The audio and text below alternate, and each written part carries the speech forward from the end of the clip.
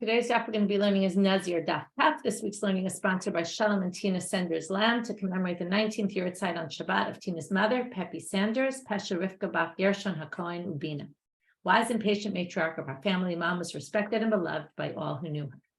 Today's daf is sponsored by Batsheva and Jonathan Maslow in honor of their friends and Hadran learning buddies, Brooke and Yossi Pollack. Okay, we're going to get started with a quick review of the Mishna that we saw. We were talking about someone who took upon a long time period of Nizirut and finished it outside of Israel, and then came to Israel to bring the sacrifices. And what do they need to do? Big debate, Beit Shamai, Beit Hillel. Beit Shamai says 30 days. Beit Hillel says, however long it was, that's what you have to do. And then the Mishnah proceeds to bring a story of Helene the Queen, who was known to be a convert. She converted with her two sons, Mumbaz, who's more known, and the other one, Ezek or something, I forget exactly the exact name. And again, you want to learn more about Helene the Queen, you can listen to On Second Thought of Rabbanit Yafit. She talks all about different sources, different things to talk about Helene the Queen. So now she makes this vow. Her son returns from war, and she says, I'll be in Nazirah for 7 years. She ends up coming then to Israel after the 7 years. Her son comes back from war. She becomes an Nazirah for 7 years. Then she goes back to Israel. She has to do another 7 years like Beit Hillel. And then at the very, very end of the 7 years, she becomes impure, presumably even on the very last day. That's the way the story goes. And then she has to do another 7 years. So she was in Nazirah for 21 years. Rabbi Yehuda has a different tradition of the story. As we very well know, stories often come with multiple traditions, multiple different versions of what exactly how it went down. And the version he has is only 14 years. We're going to have to figure out in the Gemara, is it according to Beit Shamai, is it according to Beit Hillel? We'll see how it could possibly be both ways, and then we're going to prove which one is right. First thing the Gemara did was try to figure out what's the source of the debate between Beit Shamai and Beit Hillel, and they suggested that perhaps, again, this is the version that we have. Some people have the opposite version, but it all has to do with the fact that the rabbis decreed impurity in the land of outside of Israel. Anything's impure because they felt that people weren't careful about how they buried people, and anywhere theoretically could be dead bones. Question is just, were they super stringent about it and made it even anyone who's in the airspace is going to have an issue, or only if you touch and come in contact with ground dirt, which might have bones mixed in with it? If you're going to be the assumption of our version of the text is, if you're going to be lenient about how strict they were, and if it's going to talk about less strict in Chutz La'aretz, then we'll be less strict when you come back to the land. You're more strict in Chutz La'aretz, outside of the land. Then when you get back here, you have to make it up. We're going to be more strict with you and require you to do the entire thing all over again. So Beit Hillel, Beit Shamai, they suggest match up that way. And now, starting from line 2 of our Gemara, that's not actually the debate between them. Neither of them hold that that the airspace of Chutz La'aretz is part of the decree. No, it's really just touching dirt there. Ubeit Shamai savre bestam nizirut kanisna, Beit Hillel savre ki knisna b'tchilat nizirut. They don't really explain the root of the debate here. It's just a matter of, if we're going to penalize you, basically they look at this all as a penalty the rabbis put on people for being a Nazir outside of Israel. And you're right. It's earth, I should say, not dirt. My mistake. That's what I meant. The earth and not the dirt. Anyway, now we're going to say thank you for the correction. But the whole debate is when the rabbis decided to say, listen, you did your Nazirut outside of Israel, you have to be a Nazir in Israel also. How much did they go into penalizing you? Was it penalizing you just for the Stam Nazirut time period? Or was it whatever time period you took upon yourself? That's what you have to do. Again, that was Beit Hillel. So it doesn't exactly explain the debate. It just kind of says the debate is really about a penalty the rabbis instituted, and then it's just a matter of how strict they were with their penalty. Now we're going to get to this Maaseh b'Helene Amalka. The Gemara asks the following question, or the students asked, Bishinit met v'alibid Beit Shamai. Was it that she was impure? She got impure to a dead body at the very, very end.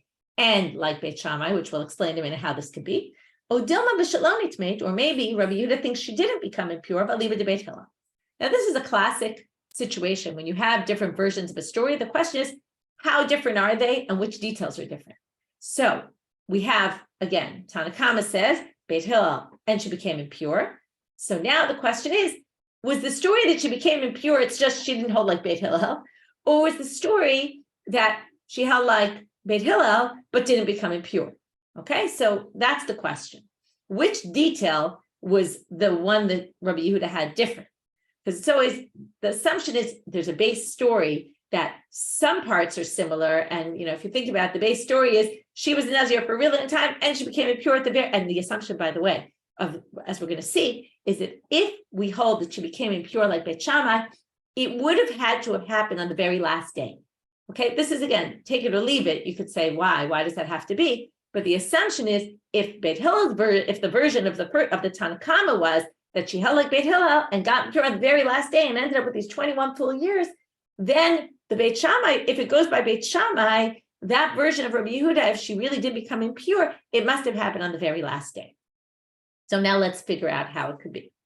The option of it being like Beit Shamai, Beit Hillel is obvious. Okay, so she was 7 years outside of Israel. She came to Israel. They made her wait another 7 years and she never became impure. And that's how he gets to 14 years. That's very simple. The more complicated is Beit Shamai. So what happens? She gets to Israel. She has to be in Nazirah for 30 days. But what happens? When she becomes impure on the very last day, now what happens? Well, now basically the 30 days was kind of added on to her previous Nazirut. If she became impure on the very last day, what has to happen? Well, again, there's a debate about this, and we'll talk about this soon. If you remember, Rabbi Lezer and the rabbis disagree. What happens when you get impure on the last day? Rabbi Lezer says 7 days. The rabbis say you have to go back to the beginning. What's the beginning? Not 30 days. The beginning is 7 years. So she's got to do 7 years all over again. So then it actually comes out to, which we're going to see in a minute, comes out to 14 years and 30 days. Because then she has to redo all 7 years. She doesn't have to redo the extra 30 days, but she has to redo the 7 years. So you would get to 14 years and 30 days. So theoretically, that's close enough to 14, although in the end, we're going to see that's the proof why they say it's clearly not the case, because it would have said 14 years and 30 days. All right, so we'll get there in a minute. Tashma. So let's learn from none other than our Mishna, what the answer to this question is. Okay,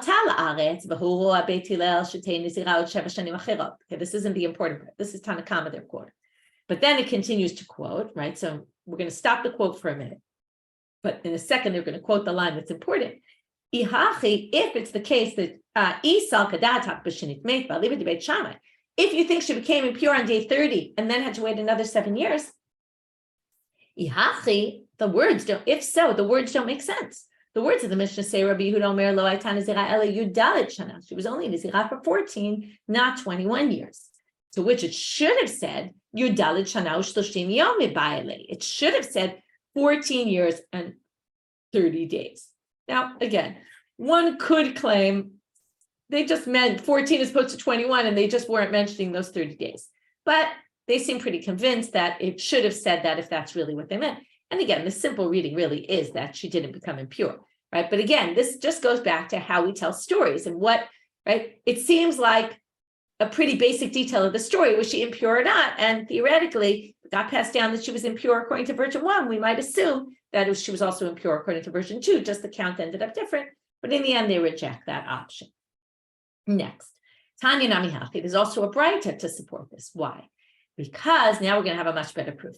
The braita holds, remember I said just before that there's two options. If she got, again, all of this assumes, and like I told you, this is an assumption, that the impurity happened on the very last day.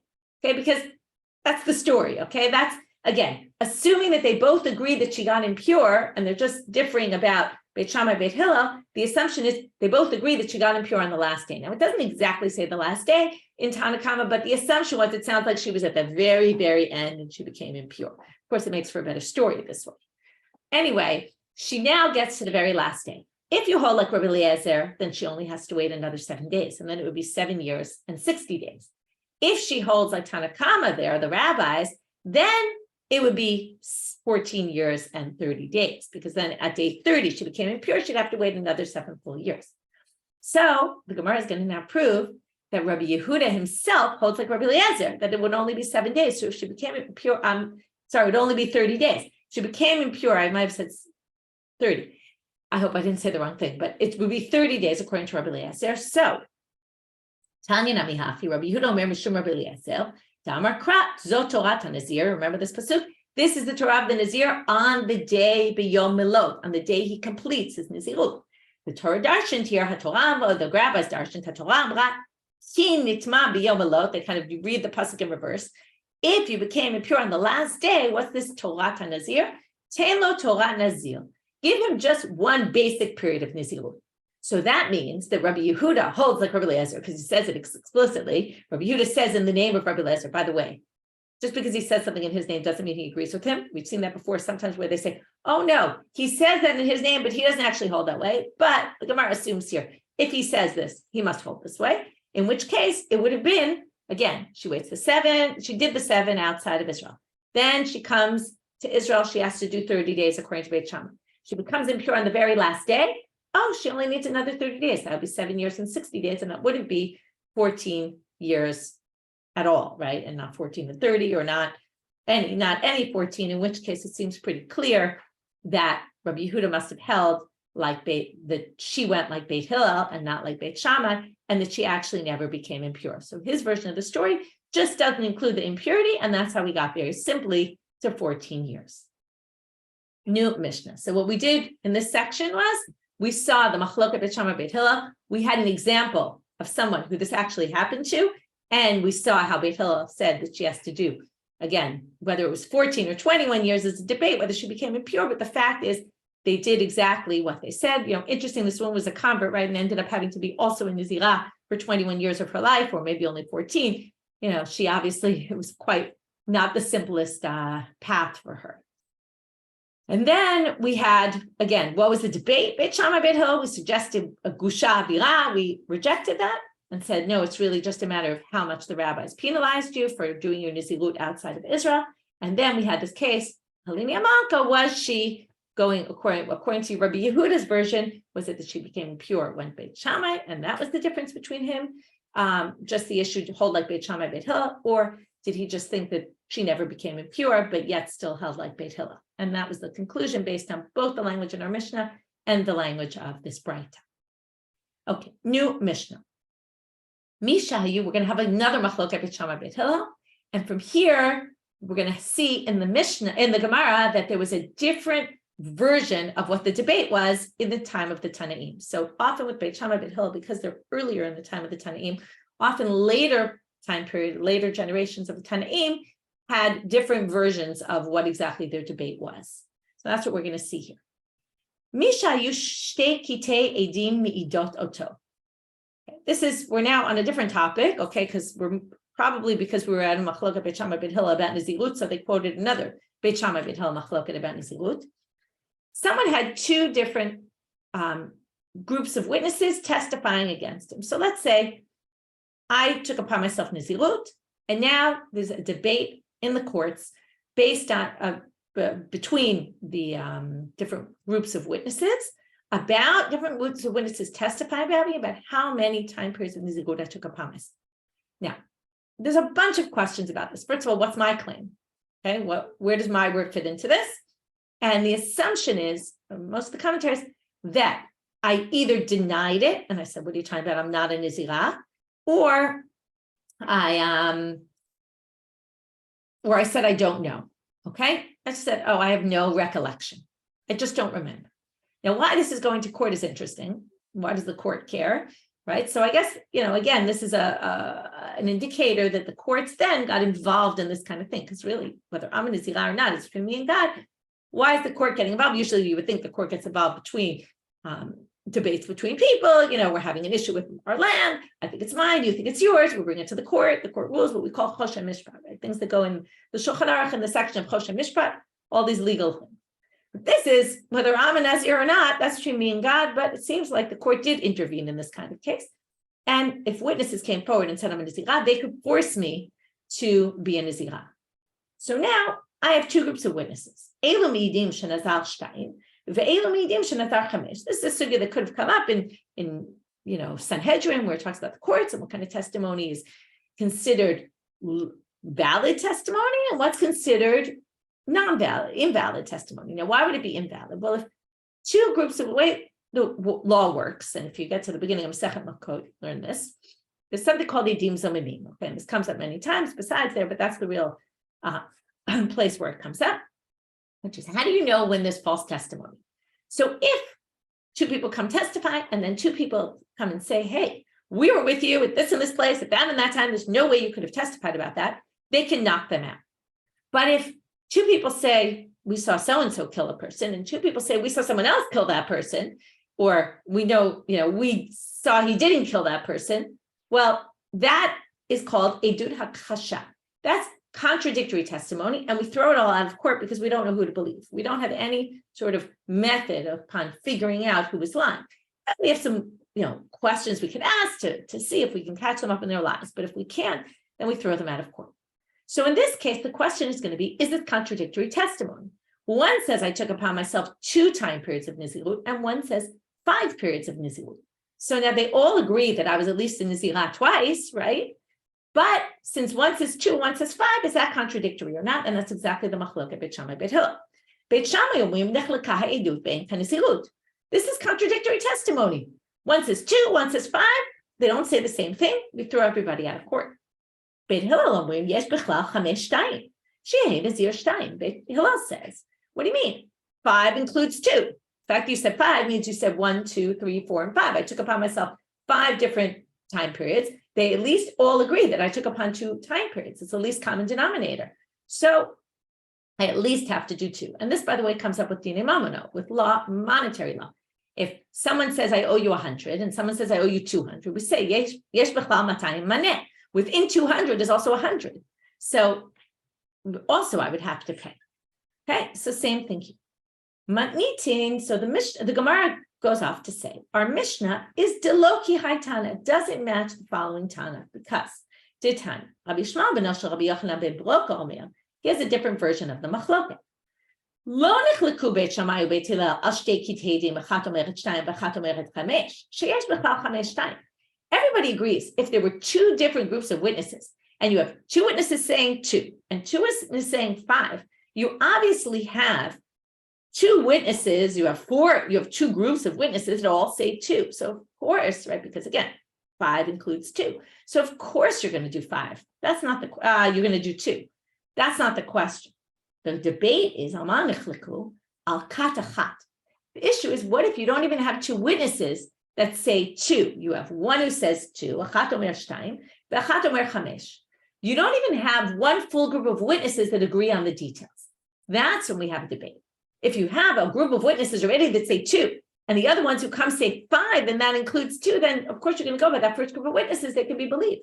But because nobody really contradicts them. But to develop 2 witnesses that say something, since each witness says something different, but yet one includes the other, are we going to say that that's okay? And that's the debate. Beit Shamai omrim nechleka edutan. He says no, because you don't actually have a full testimony of 2. Beit Hillel omrim yesh bechlal 5 2, and Beit Hillel says no. What do you mean? The one who says 5 also says 2, and therefore they both agree about 2. We just don't accept the other witnesses part about the extra 3. Now we have a very confusing section from here till the end of this section. Okay, we're going to see then until we get to the end of the chapter, actually. There's multiple ways of reading this and a lot of lack of clarity. So I'm going to read it in one way, but kind of open for you where there are different possibilities here. Amarav, hakol modim b'moneh. Rav says they all agree, though, if you say them by number, then, and now what the then is a little bit tricky, but let's go with then. Everyone agrees it's actually hakasha. Okay, we throw everyone out of court. If they go by numbers and they say different numbers, okay, we don't yet exactly know what this is.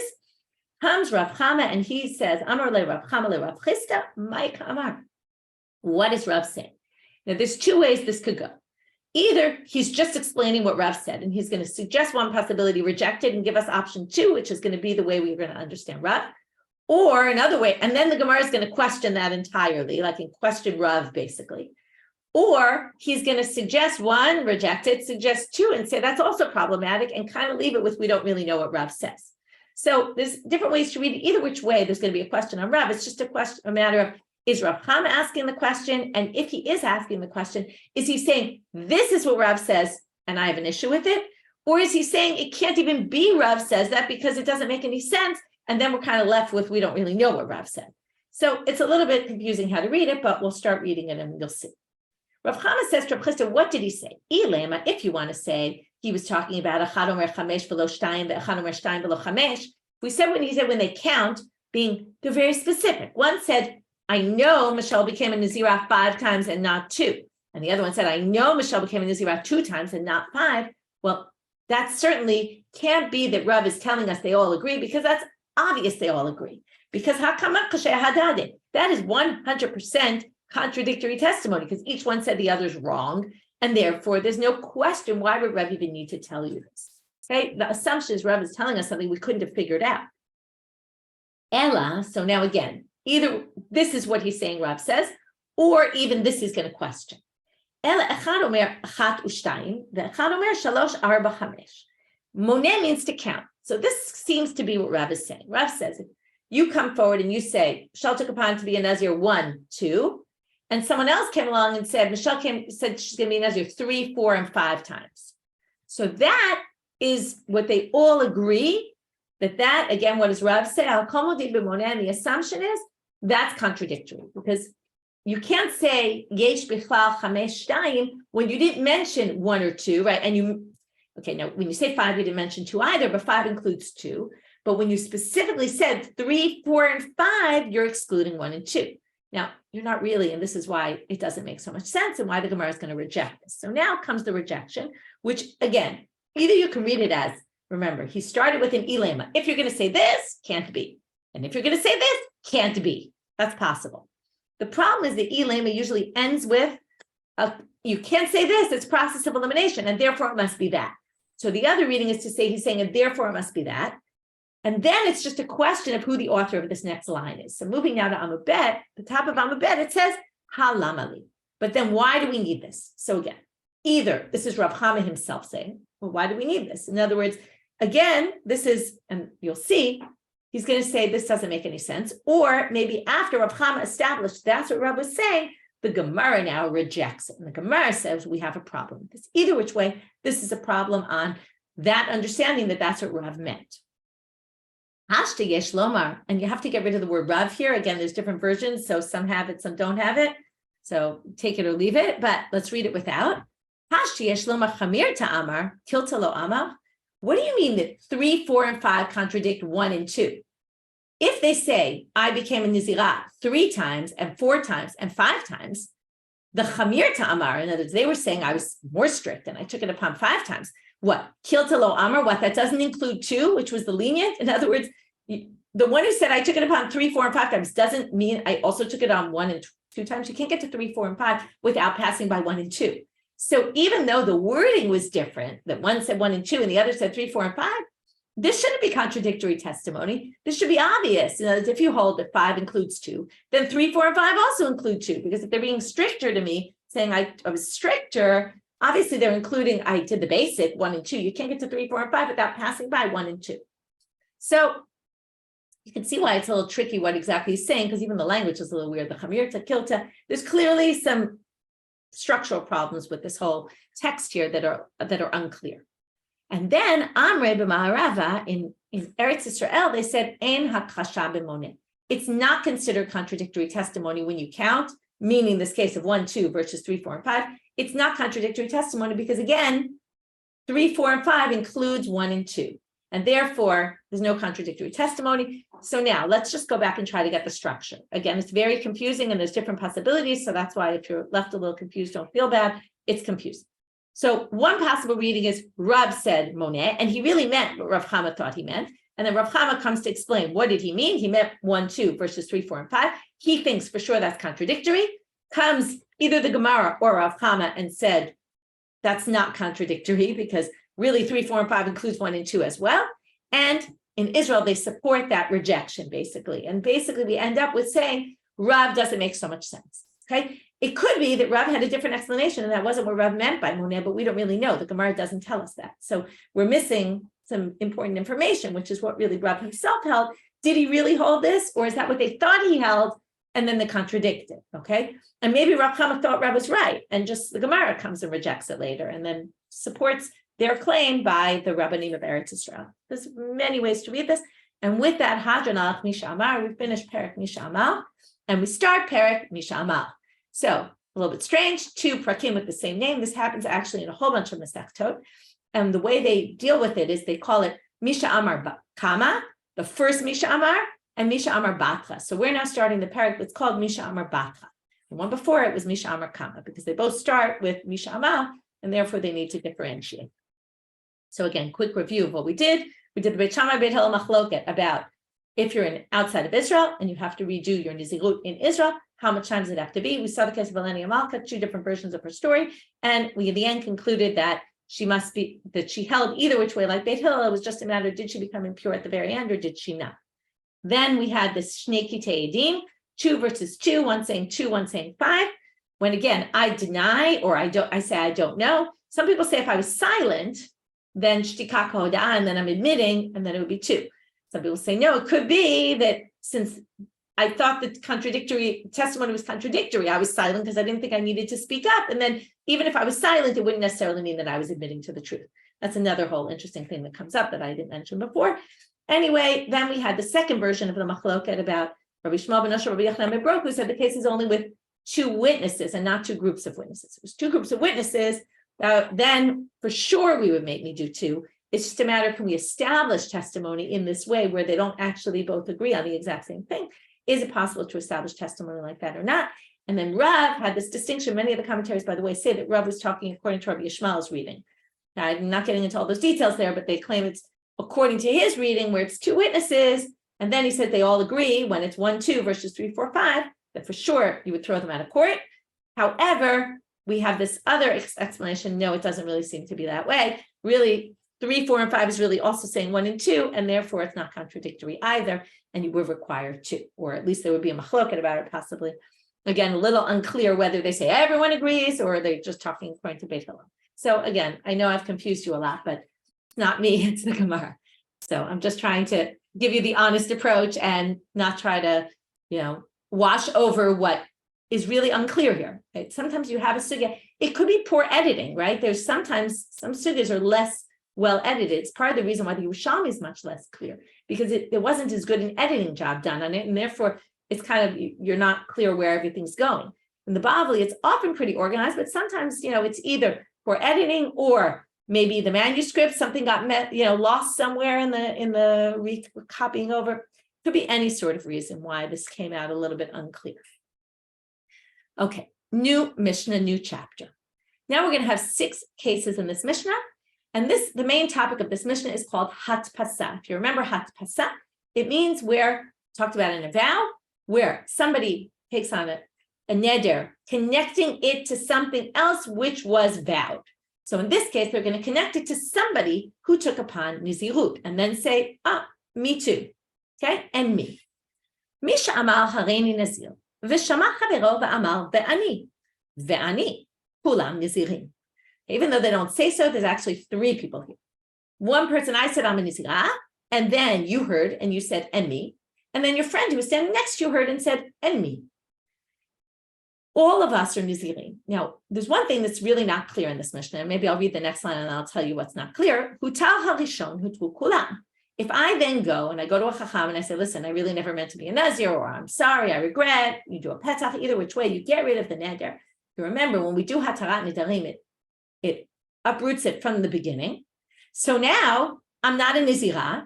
And since I uprooted it from the beginning and you connected yours to me, well, you're not a Nazirah either. That's one possible way to read why this is. Okay, so no one else is a Nazir because they all came from me. Some people say that's not the reason. The reason is because you all said, I want to be like you. This is like peer pressure, right? I want to be just like you.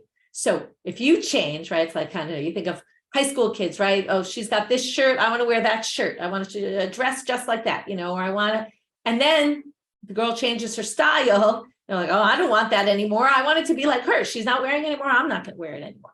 So that's another possible way to read it, which is, I want to be a Nazir like you. And well, you don't want to be a Nazir anymore. So I don't want to be a Nazir anymore. Okay. And then, so again, it's kind of like, how does hatpasa work? Right? Is it exactly like you? Or is it really just because you undid yours and therefore mine was connected to you? Or in the reverse case, it should be I undid mine and then you were connected to me. So once mine disappears, you have nothing to hang on to anymore and yours is gone as well. So either which way, if the first one, then they're all canceled. Utar ha'acharon, but if the last one, the third person there decided to get rid of their Nazirut, then ha'acharon mutar v'kulam asurim. So that one undid theirs, but no one else before, right? No one else was connected to them. And what's missing here? The middle person. And the middle person is missing, and that's a really important one, because why? If the middle person canceled, is the last person, was he connecting to the middle person or not? So there's a big debate here, which we're going to get to later on, which is when the third person says ve'ani, were they attaching their ve'ani to the second person, or were they attaching it back to the original person? And as soon as we get to the Gemara, you're going to see another important ramification of it. So one ramification is if the middle person undoes their nizirut, well, if person number 3 was connected to person number 2, then yes, they would be undone as well. But if person number 3 was saying, oh, also me too, I also want to be a Nazir like person number 1, then number 2 has no connection, basically. Okay, the fact that number 2 disappeared here doesn't mean number 3 disappeared. So this is a big debate about how to understand this Mishna, and we'll get to this later. Amar, case number 2. Amar Helene Nazir, Amar Shama Chavero, Amar Pi Kapivu Sali Kasaro. This is just another way of saying me too. Okay, although the Gemara is going to question it a little bit later. But my mouth is like your mouth, which sounds like, right? I'm not going to eat grapes or drink wine. And my hair is like your hair. I'm not going to cut it. So you'll be a Nazir also. It's a way. It's another language of basically using Hat Hassan, saying I'm going to be like you. Helene Nazir, Beit Shamai Ishto, case 3. Now we get into husband and wife. And this is going to be very important because of laws of Hafarat Nadarim. We already got into this in yesterday's daf about is it Megas Gais or Me'aker Aker, and this is going to come up again in the next few dapim. So Helene Nazir Beit Shamai Ishto, he takes upon his zirut, and his wife hears and says, V'amra v'ani. She says, me too. Meferet shalav shelo kayam. He can undo hers because, right, and it has no effect on him because hers was connected to his, but his wasn't connected to hers at all. So he can undo her vow without a problem. He can nullify it and it's gone. But his will still be there. But in the reverse case, case number 4, Helene Nazira, she becomes a Nazira first. V'shama ba'ala v'amar v'ani. And the husband hears and says, me too. Eino yachol lahafer. Now there's going to be 2 possible reasons why he can't. Gemara first is going to think one and then say not necessarily, and then the next. If he nullifies her vow, what will happen? His will be nullified as well. And therefore, he's basically nullifying his own vow. He's dissolving his own vow because he nullifies hers and his was dependent on hers. Then hers is gone. He's not a Nazir anymore. And then he ends up being matir, as we say, his own neder. He gets rid of his own neder, and you can't do that. Remember, we learned lo yachel dvaro. That means you can't get rid of your own vow. Someone else can. You can only go to a chacham. Let's say you're a chacham. You can't undo your own vow. You have to go to somebody else. You can't do it yourself. So in this case, he'd be undoing his own vow. However, there's a problem with this. If you remember, this machloket, me'aker aker or megas gais. When the husband nullifies the vow of the wife, hatarat nedarim for sure goes all the way back to the beginning and gets rid of it from the beginning. When it comes to nullification, it's not so clear. So nullification, basically, there's a machloket. Some people say it goes retroactively to the beginning. Basically, she was never a Nazirah. If that's the case, and his Nazirut was connected to hers, then he ends up not being a Nazir. And basically, he's gotten rid of his own Nazirut, his own vow, which he can't do. But if you say Megas Gais, that he's only cutting it from here on in, well, that means on Sunday, let's say, she took on Nazirut. Immediately, he said, me too. And you'll see why it has to be immediate. We're going to get to that in the Gemara. He says, me too on Sunday. On Monday, Sunday night, because it has to be the same day, he nullifies her vow. And then it's only nullified from then going forward, which means that when he connected his vow to hers, she was actually a Nazirah. So that actually would work. So the Gemara first thought that was the reason. I'm already telling you what the Gemara is going to say. And in the end, they're going to bring a different reason. What's the different reason? You might remember this from laws of Hafara. There's 2 reasons why a husband can't be Mayfair and Neder. There's 2 issues. Number 1 is once the day passes, right? He only gets a day. Right? We had a whole debate. When does the day? Is it the day meaning at night? Or does it mean 24 hours? Let's say he gets 24 hours. Or if he ratifies the vow, Kiyum HaNeder. So the Gemara is going to say, when he said, me too, he basically was saying, oh, good vow you made, I'm going to make mine too. And he ratified her vow. Once he ratifies it, he can't nullify it. So that's what the Gemara is going to eventually conclude must be the reason here why he can't nullify her vow, because he already ratified it. Once you ratify, you can't nullify. So this is a good review of all sorts of halachot if you learned Nidarim that you saw at the end of Masechet Nidarim. Hareni Nazir. Okay, we're up to case 5. Ve'at. Okay, there's a study guide today, by the way, if you didn't see, and you can see this all laid out in case numbers. I numbered them. Hareni Nazir ve'at. He says, I'm going to be a Nazir, and what about you? You want to also do it with me? V'amra amen. And she says, yes, I do. Meferet shela v'shelo kayam. So again, hers is not dependent on his. Sorry, I should say the opposite. I meant to say his is not dependent on hers. So he can nullify hers without it affecting his, because he became a Nazir first. So then again, he can be Mefer. But Hareni Nazira ve'ata, if she says, I'm going to be Nazira, and what about you? Then, and he says, V'amal amen, again, this is a way, again, if we go with the second interpretation, it would work either way. But if he ratifies it, that's ratifying it by saying, oh yeah, I'm going to be a Nazir just like you, then Eino Yachol Lafir, he cannot go back and nullify the vow. So the first thing that we're going to deal with is how soon after do you have to say Va'ani in order for this to work? Let's say tomorrow you say, and me, right? Obviously, if you said I'm going to be a Nazir and tomorrow, some point in the middle of the day, I say, and me, right? And me what? A million things have happened between yesterday and today. There's no knowing that I was referring to your statement. So Reish Lakish is sitting in front of Yativ Reish Lakish Kamed Rabbi Yehuda Nesia. He's sitting in front of Rabbi Yehuda Nesia, who's the grandson of Rabbi Yehuda Nesia, who also was a Nasi. It's like the head of the courts there, the head of the kind of not the courts, but the whole area there. He was I never know how to exactly translate, kind of president / prince. So they usually use prince, but it's a hard word to understand in this context. It wasn't like there were queens and princes. So anyway, it was something that was passed down, and it was all people from the tribe of Judah, of Yehuda. And he's the grandson of Rabbi Yehuda Nesia, who put together the Mishna. They call him Rabbi Yehuda Nesia to differentiate him, because he was also Nasi, but they call him Nesia so that you know which Rabbi Yehuda we're talking about. And he sat and said the following thing. Now, Reish Lakish was a student of Rabbi Yehuda Nesia. That's why he was sitting in front of him. That means he was a student. And Reish Lakish says the following thing. It all has to be toch kedei dibur. What does that mean, toch kedei dibur? Has to be within a very short time period. Now, what doesn't it say? And this is, again, what I told you, another relevance of whether they're all saying it to the one before them or they're saying it to the first one. Does it have to be that all of them say a toch kedei dibur of the first? Or can the second one say a toch kedei dibur of the first, and then the third one can say a toch kedei dibur of the second?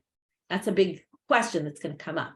And it's also a relevant factor here, depending on, because if it all has to be toch kedei dibur of the first, then basically the cases the Mishna gave is where it basically ends, because your toch kedei dibur is going to, by the time one says and me, and the other one says and me, you're already done with toch kedei dibur, and then basically no one else can do this, and that's the end game. If you say each one can be toch kedei dibur of the one before him or her, then this would just keep going on forever. You could just keep having a million people say and me, and me, and me, and me, and me, for as long as you want, as long as each one is toch kedei dibur of the one before. So, kama toch kedei dibur, the Gemara wants to know. Here's one of the cases where they talk about what is toch kedei dibur, because toch kedei dibur comes up in all sorts of cases, right? You make a mistake, you can undo it within toch kedei dibur. If you go give testimony, maybe you can undo it within toch kedei dibur. There's all sorts of interesting halachot about it. Kedei she'elat shalom, the time it takes to say hello to someone. V'tama kama kedei she'elat shalom, how long is that? Kedei she'omer shalom tamid lacha. It's the way a student says hello to a rabbi, which is going to add one extra word or maybe even two. Sometimes they say one, sometimes they say two. It ends up being 3 or 4 words. Here the commentaries say shalom alecha rabbi. Sometimes it's shalom alecha rabbi umori. Okay, peace is to you, my teacher, and my rabbi, my rav, and mori, my teacher.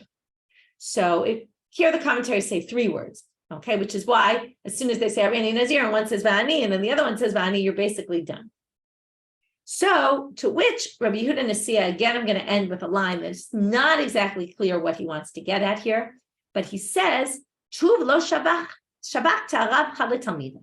You don't leave any possibility for a student to take upon the zihut in this way. Why not? Because if, let's say I'm the teacher and I say I'm going to be a Nazirah, and then my student comes along, so the student, before they say Vani, they have to say Shalom Alecha Rabbi, right? They have to say, he's Shiur, my teacher, right, or my rabbi. And then as soon as they say that, they don't have room anymore. The time has passed, and they can't say V'ani. So what's Rabbi Yehuda Nesia getting at? Is he getting at that, well, I might agree with you, when it comes to a student to a rabbi, I think we have to give them a little extra time because otherwise there's no way for them ever to do this? Or is he saying, I disagree with you entirely because here's a weakness in your answer, that no student will be able to do this. And that means basically you must be wrong about this. So it's unclear. And if he rejects him, does he reject him to say, Tov K'dei Dibur is not a relevant factor here at all? And, we don't know exactly what the time limit is. Or is he saying instead of 3 words, maybe 5 words or something like that? Is he just minor variation, add a little bit more? So it's, again, very unclear when he goes against him, what exactly he's going against him about, what exactly Rabbi Yehuda Nesia himself holds. That's a big question. So for this section of the Gemara to review, we had 6 cases in the Gemara, in the Mishnah, we had 6 cases where, again, we had this V'ani, what happens if one gets rid of their vow, what happens to all the others, depending on who it is. Again, we only talked about the 2 extremes. We didn't talk about the middle, which left open a big question, which we're going to get to later. And then we had the cases of, a language like piv kapiv, that seems to work, in my hair like his hair, my mouth like his mouth. And then we had the husband and wife cases, depending on the order, right? Really 3 and 4 were not so different from 5 and 6, right? One was just, she said it and then he said it, yes, or he said it and then she said, I want to be like you. Or where one of them said it and said, and you want to? And the other one said, yes. And then, but it's basically the same idea. The halacha is the same in both cases. Again, he can only nullify it if hers was the second one. He can't nullify it if hers was the first. Again, which we said already based on the Gemara's conclusion, because he already did kiyum haneder, he ratified it, he can't therefore undo it. And then we saw this issue of Tov K'dei Dibur, that has to be within Tov K'dei Dibur, but also wasn't clear Tov K'dei Dibur of the first or Tov K'dei Dibur of the one before. Which again, we're going to leave as an open question right now. And then we had the rejection of Rabbi Yehuda Nesia, which wasn't really clear exactly what he was rejecting, the whole thing, or just in case where it was a student. And we'll leave it at that. Wishing everybody a good day and a good week, and we'll meet up tomorrow.